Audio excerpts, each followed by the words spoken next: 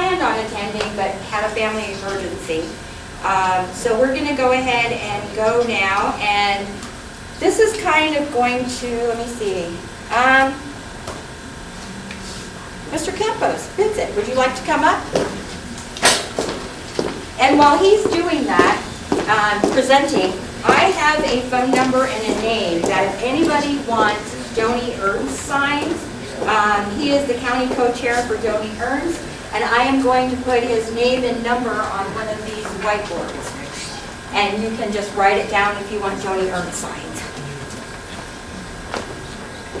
Okay, I'll try to make this as quick as I can. At the county convention, I introduced a plank to the platform in regards of corporate personhood, and at that convention, I was actually given a suggestion to actually introduce that as a resolution to our central committee, so that's what I'm here to do today.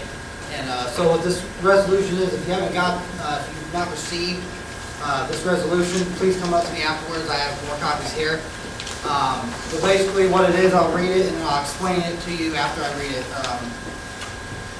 Whereas the Republican Party has traditionally stood for limited government, free market economy, and individual rights.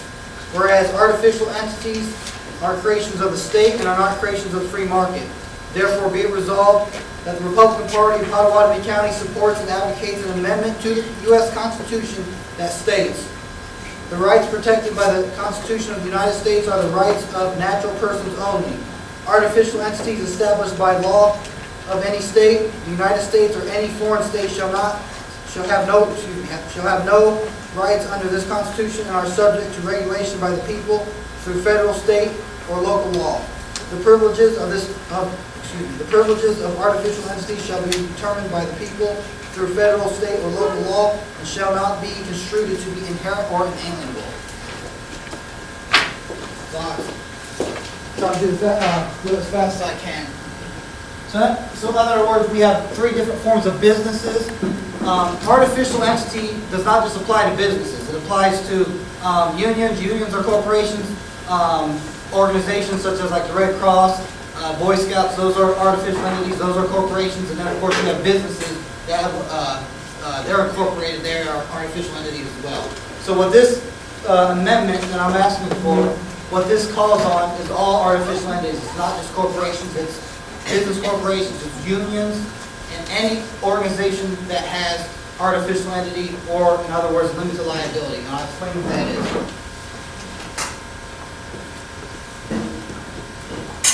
The circle represents, we'll say, a business. The person, obviously, the stick figure represents an actual human being.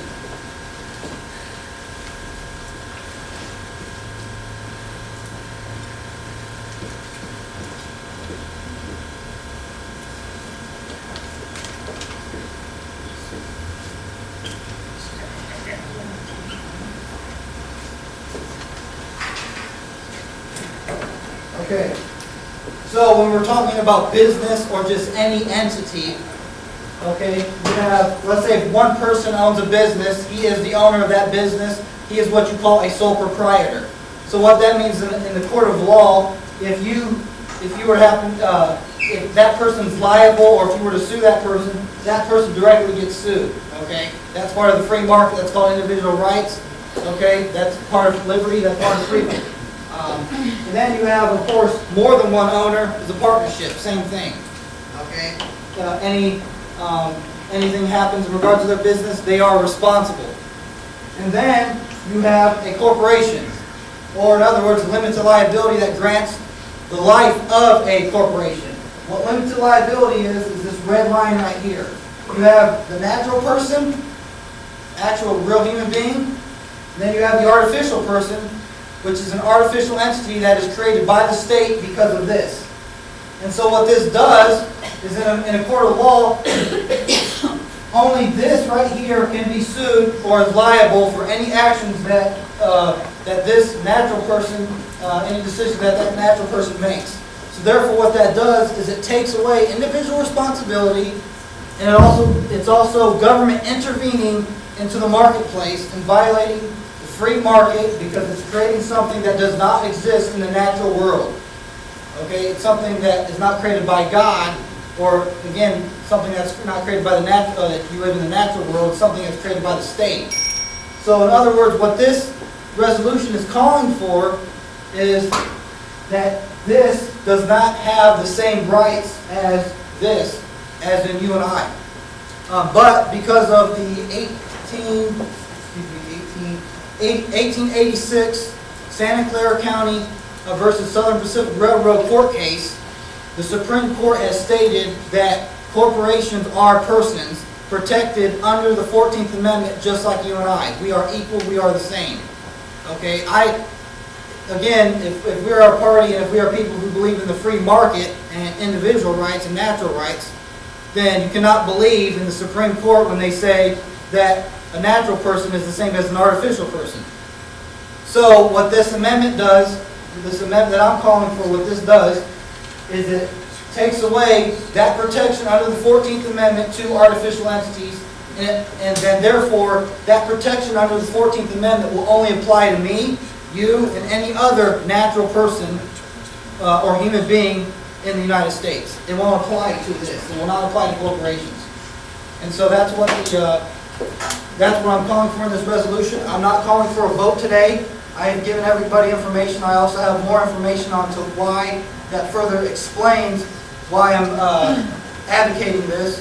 And so at your own discretion, you can read that. And also we have a month until an entire month until next meeting. That's when I plan on introducing this resolution as a vote. But until then, when you do your own research, as of right now, are there any questions about the resolution or about what I'm talking about? Mark? Can you give it like an example of a right that currently is held by an individual that's being applied over perhaps campaign finance reform or donations to campaigns might be a good example, how that would be offended by this resolution? Well, certain Supreme Court cases like the Citizens United versus FEC, basically in regards to that court case, the Supreme Court has ruled that artificial entities have the right to spend as much money as they want, and they do this under the right to freedom of speech. Well, again, what this amendment explains and what this amendment clarifies is that the corporations don't have the right. They don't have the right to freedom of speech. Only human beings, only you all, myself, and every other human being have a right to freedom of speech. Not something that is artificial, not something that is created by the state, but it's something that is created by nature. If you're a believer, if you're a creation of God. And so that would be an example of that. Any other questions in regards to this? If there's a lawyer in the House, could someone provide me a counter argument that opposed this resolution? Al, is Al still here? No, I left.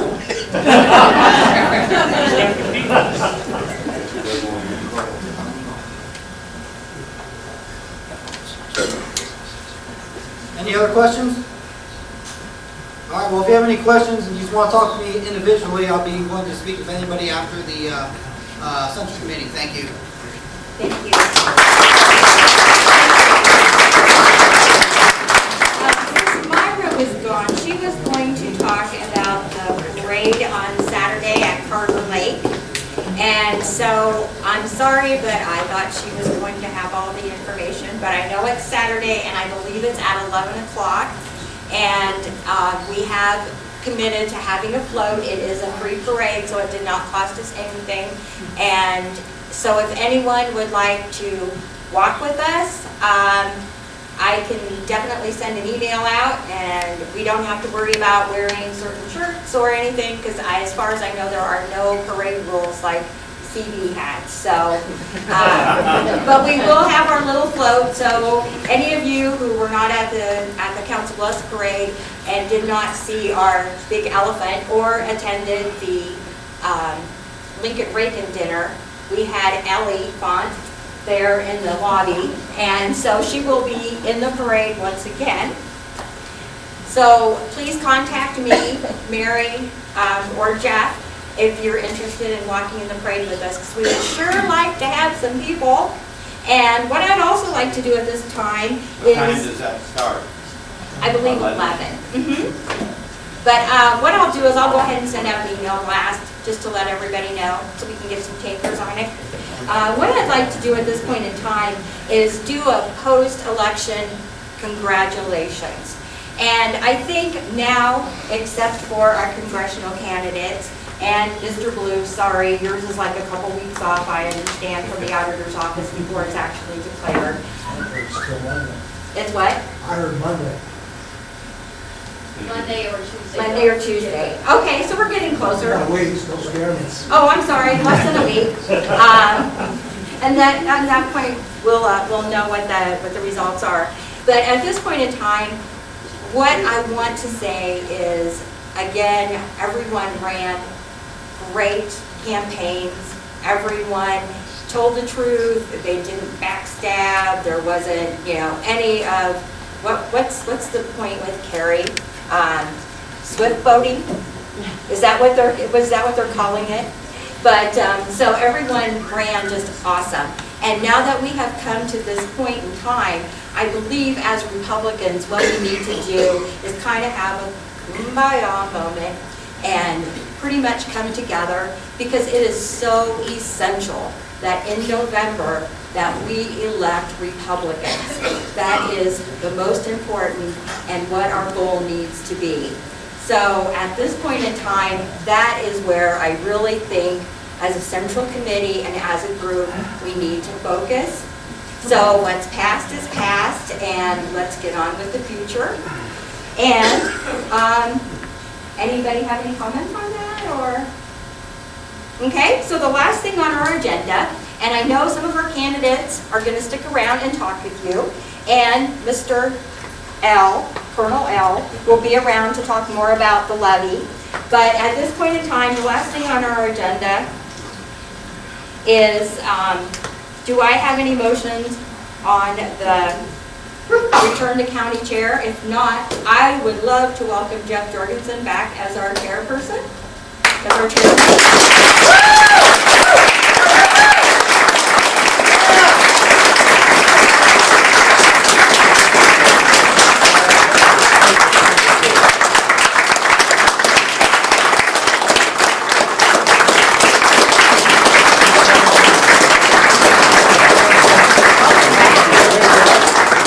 Enjoyed sitting back there. I don't know if Okay, now I want you to lug the water and the coffee and the donuts. That's what I loved about it. Welcome back, Jeff, we missed you. I appreciate it. Mark? I have a motion when you're ready. So. There was a little concern about me taking leave of absence, and I wanted to have some people express their opinions on that, and certainly free to do that. But just to give you a summary of what was going on, Naomi stepped down as co-chair to assume a position with the Schultz campaign, and so we were without a co-chair. We did elect a new co-chair here with Jan Tatum. I felt so compelled to support Sam Clovis in this Senate campaign that I felt I needed to do something to support him in his effort, and I was willing to resign as county chair in that effort. But when I started talking to some of you out there and expressing my way forward, they said, well, we would have somebody that's inexperienced taking over as chair. Is there any other way, any other avenue you can do this? And so we explored other options, and one of the options was a leave of absence. I talked to Joel, I believe I called you up, I called Cody Hofer up to see if there's any conflicts with the state party and the Iowa Code. There was none. County organizations do have a lot of free options, a free reign to conduct business as they see fit. So I did take a leave of absence, and I understand that some of you had some objections to that. But anyway, we can certainly express them at this time if you care to. I open the floor up for any of those objections right at the moment. But I appreciate the granting of the leave of absence to work on behalf of Sam Clovis. I think it's great. But I'm here to say tonight, Joni Ernst is our nominee. I'll be working, and I know every one of you here will be working just as hard as ever to see that we elect a Republican for this Senate seat. And I want to say thank you for all your efforts, all your time, and so just my appreciation. Thanks. Yes.